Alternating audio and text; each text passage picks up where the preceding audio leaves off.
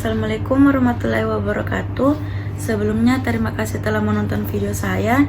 Perkenalkan, nama saya Nur Aisyah dengan NIM 0402200506 dari Fakultas Hukum Universitas Muslim Indonesia.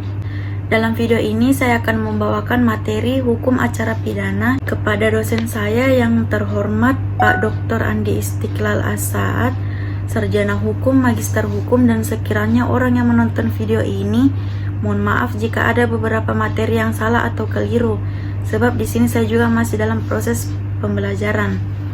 Untuk mempersingkat waktu, saya akan memulai dari apa itu hukum acara pidana. Hukum acara pidana atau hukum pidana formal disebut dengan Strafford Ring, dalam bahasa Inggris disebut Criminal Procedure Law, dalam bahasa Prancis Code Instruction Criminal, dan di Amerika Serikat disebut Criminal Procedure Rules. Pada materi pertama, saya akan membahas mengenai kedudukan, pengertian, dan fungsi hukum acara pidana. Menurut Profesor Mulyatno, hukum pidana adalah bagian dari keseluruhan hukum yang berlaku di suatu negara yang mengadakan dasar-dasar dan aturan untuk yang pertama, menentukan perbuatan-perbuatan mana yang tidak boleh dilakukan, yang dilarang dengan disertai ancaman atau sanksi berupa pidana tertentu. Yang kedua, menentukan kapan dan dalam hal apa kepada mereka yang telah melanggar larangan itu dikenakan atau dijatuhi pidana sebagaimana yang telah diancamkan dalam ketentuan pidana atau criminal liability, atau juga disebut criminal responsibility. Pada bagian kedua, yaitu pengertian hukum acara pidana. Menurut Simons, hukum acara pidana mengatur tentang bagaimana negara melalui alat-alatnya melaksanakan haknya untuk memidanakan dan menjatuhkan pidana. Sedangkan menurut Andi Hamzah, definisi dari J.M. van Bemmelen lebih tepat dan lengkap yang mendefinisikan hukum acara pidana mempelajari peraturan-peraturan yang diciptakan oleh negara karena adanya terjadi pelanggaran undang-undang pidana. Yang pertama, negara melalui alat-alatnya untuk menyidik kebenaran. Yang kedua, sedapat mungkin menyidik pelaku perbuatan itu. Yang ketiga, mengambil tindakan-tindakan yang perlu guna menangkap si pembuat dan kalau perlu menahannya.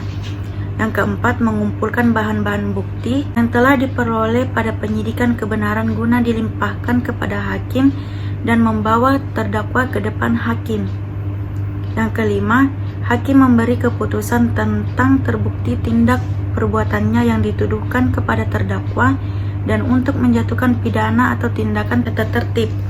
Yang keenam, upaya hukum untuk melawan keputusan tersebut. Dan yang terakhir, laksanakan keputusan tindak pidana dan tindakan tata tertib. Pada bagian ketiga, yaitu fungsi dan tujuan hukum acara pidana. Yang pertama, menciptakan tata tertib, keamanan, dan ketentraman dalam masyarakat. Yang kedua, mencari dan mendapatkan kebenaran material, melaksanakan keputusan pengadilan setelah upaya hukum dilakukan, dan terakhir melindungi hak asasi manusia. Selanjutnya kita memasuki materi kedua, yaitu sejarah singkat mengenai hukum acara pidana. Hukum acara pidana ruang lingkupnya itu lebih sempit, yaitu hanya mulai pada mencari kebenaran, penyelidikan, penyidikan, dan berakhir pada pelaksanaan pidana atau biasa disebut eksekusi oleh jaksa. Pembinaan narapidana tidak termasuk hukum acara pidana, apalagi yang menyangkut perencanaan undang-undang pidana. Dengan terciptanya KUHP, maka untuk pertama kalinya di Indonesia diadakan kodifikasi dan unifikasi yang lengkap dalam arti meliputi seluruh proses pidana dari awal sampai pada kasasi di Mahkamah Agung, bahkan sampai meliputi peninjauan kembali. Sesudah kita merdeka, yaitu dengan Undang-Undang Nomor 1 Tahun 1951, barulah HIR itu dinyatakan berlaku untuk seluruh Indonesia, tapi tetap hanya meliputi acara pemeriksaan di pengadilan negeri. Istilah tuntutan pidana Strafford Ring memang dapat diartiluaskan dan dapat pula diartikan sempit, yaitu hanya meliputi penuntutan saja. Dalam arti yang luas disebut dalam bahasa Latin processus criminalis, sedangkan dalam arti sempit disebut actio publica. Pada materi selanjutnya, yaitu asas-asas penting yang terdapat dalam hukum acara pidana. Yang pertama, peradilan cepat, sederhana, dan biaya ringan. Cantuman peradilan cepat di dalam KUHP cukup banyak yang diwujudkan dengan istilah segera. Asas peradilan cepat, sederhana, dan biaya ringan yang dianut dalam KUHP sebenarnya merupakan penjabaran undang-undang ketentuan pokok kekuasaan kehakiman tersebut. Peradilan cepat terutama untuk menghindari penahanan yang lama sebelum ada keputusan hakim merupakan bagian dari hak asasi manusia. Begitu pula peradilan bebas, jujur, dan tidak memihak atau ditonjolkan dalam undang-undang tersebut. Yang kedua, praduga tidak bersalah. Asas ini disebut dalam pasal 8 Undang-Undang Nomor 4 Tahun 2004 tentang kekuasaan kehakiman dan juga dalam penjelasan umum butir 3C KUHP yang berbunyi, setiap orang yang disangka, ditangkap, ditahan, dituntut, atau dihadapkan di muka sidang pengadilan wajib dianggap tidak bersalah sampai adanya putusan pengadilan yang menyatakan kesalahannya dan memperoleh kekuatan hukum tetap. Yang ketiga, asas oportunitas. Dalam hukum acara pidana dikenal suatu badan yang khusus diberi wewenang untuk melakukan penuntutan pidana ke pengadilan yang disebut penuntut umum. Ada dalam pasal 1 butir A dan B serta pasal 137 dan seterusnya KUHP. Yang keempat, pemeriksaan pengadilan terbuka untuk umum. Walaupun sidang dinyatakan tertutup untuk umum, namun keputusan hakim dinyatakan dalam sidang yang terbuka untuk umum. Bahkan Undang-Undang Kekuasaan Kehakiman pasal 20 dan KUHP pasal 195 tegas menyatakan semua putusan hanya sah dan mempunyai kekuatan hukum apabila diucapkan dalam sidang terbuka untuk umum. Nah, yang kelima, semua orang diperlakukan sama di depan hakim. Asas yang umum dianut di negara-negara yang berdasarkan hukum ini tegas tercantum pula dalam Undang-Undang Kekuasaan Kehakiman pasal 5 ayat 1 dan KUHP dalam penjelasan umum butir 3A. Pasal 5 ayat 1 tersebut berbunyi, pengadilan mengadili menurut hukum dengan tidak membeda-bedakan orang. Yang keenam, peradilan dilakukan oleh hakim karena jabatannya dan tetap. Ini berarti pengambilan keputusan salah tidaknya terdakwa dilakukan oleh hakim karena jabatannya dan bersifat tetap. Untuk jabatan ini diangkat hakim-hakim tetap oleh kepala negara. Ini disebut dalam Undang-Undang Kekuasaan Kehakiman pasal 31. Yang ketujuh, tersangka atau terdakwa berhak untuk mendapatkan bantuan hukum. Hal ini telah menjadi ketentuan universal di negara-negara demokrasi dan beradab.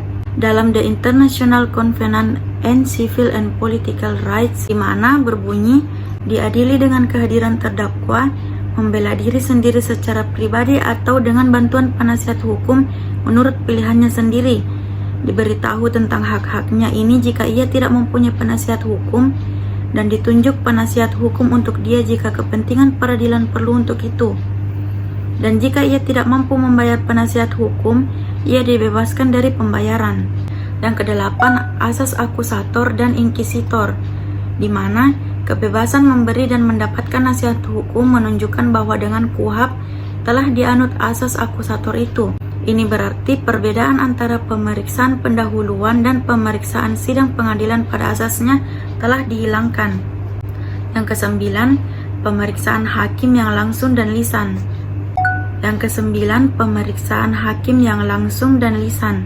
Pemeriksaan di sidang pengadilan yang dilakukan oleh hakim secara langsung, artinya langsung kepada terdakwa dan para saksi. Ini berbeda dengan acara perdata di mana tergugat dapat diwakili oleh kuasanya. Pemeriksaan hakim juga dilakukan secara lisan, artinya bukan tertulis antara hakim dan terdakwa.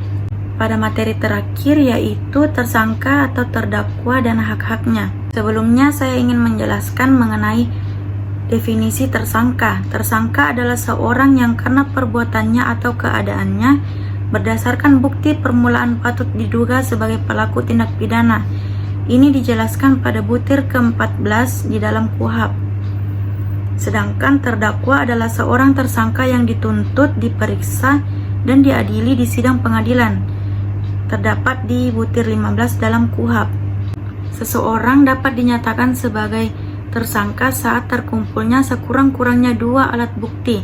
Dalam pasal 184 ayat pertama KUHP bahwa alat bukti sah adalah pertama, keterangan saksi, kedua, keterangan ahli, ketiga, surat, keempat petunjuk, dan kelima keterangan terdakwa. Tersangka atau terdakwa dapat diberikan seperangkat hak-hak oleh KUHP mulai dari pasal 50 sampai dengan pasal 68. Hak-hak itu meliputi sebagai berikut, yaitu hak untuk segera diperiksa, hak untuk mengetahui dengan jelas dan bahasa yang dimengerti oleh tentang apa yang disangkakan dan apa yang didakwakan. Misalkan tersangka ini tidak mengerti bahasa Indonesia, ia mengenakan bahasa daerahnya, maka ia memiliki hak untuk mengetahui dengan jelas apa bahasa yang diberikan kepadanya. Yang ketiga, hak untuk memberikan keterangan secara bebas kepada penyidik dan hakim seperti tersebut di muka.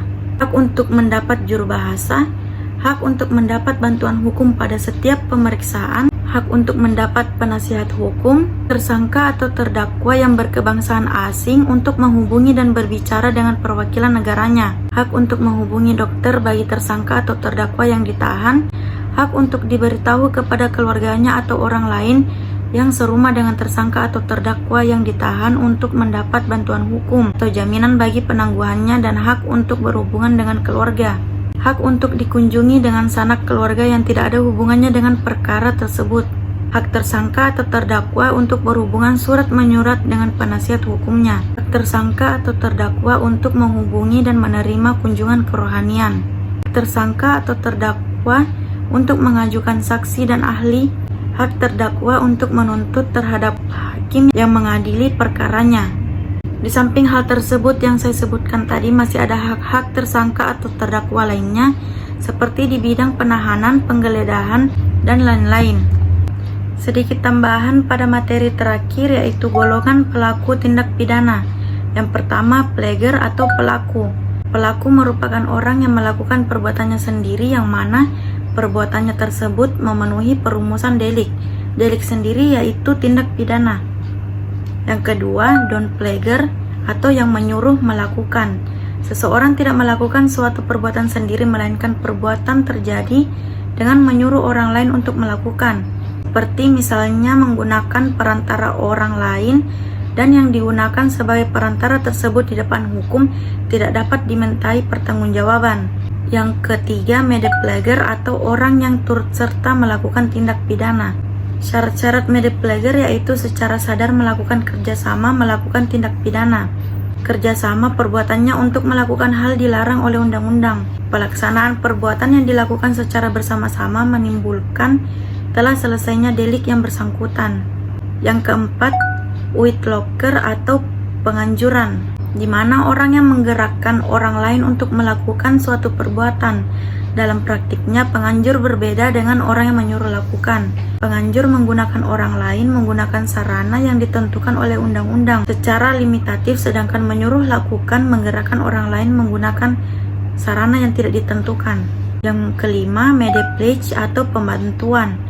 Perbedaan pembantu pada saat dilakukannya kejahatan dan pembantu sebelum dilaksanakannya kejahatan terdapat pada pembantu sebelum dilaksanakannya kejahatan dapat memberikan bantuan melalui cara-cara dengan mencari kesempatan, memberi sarana, dan memberi keterangan.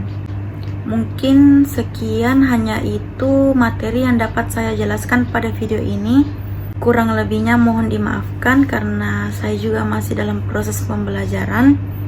Saya akhiri materi hukum acara pidana pada hari ini dan semoga tugas saya dapat diterima.